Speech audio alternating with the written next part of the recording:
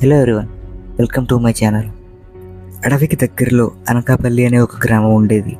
ఆ గ్రామంలో రాము అనే ఒక అబ్బాయి ఉండేవాడు. రాము చాలా అందంగా ఉండేవాడు, అలాగే తెలివైన పిల్లాడు కూడా. రాముకి తల్లిదండ్రులతో పాటు ఒక తమ్ముడు కూడా ఉండేవాడు. రాము వాళ్ళది పేద కుటుంబం కావడంతో దగ్గరలో ఉన్న అడవికి వెళ్ళి రాము ఇంకా వాళ్ళ డాడీ కట్టెలు కట్టుకుని వచ్చి వాటి మీద వచ్చే డబ్బులతో జీవనాధారాన్ని సాగించేవారు. ఇలా కొంతకాలం అయ్యేసరికి రాము ఒకరోజు అడవికి వెళ్లాల్సి వచ్చింది.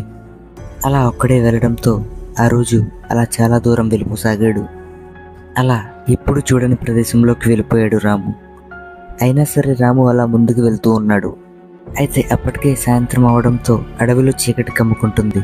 రాము అలా చూస్తూ ఉన్నాడు. అలా కాసేపటికి అడవంతా పూర్తిగా చీకటిగా మారిపోయింది.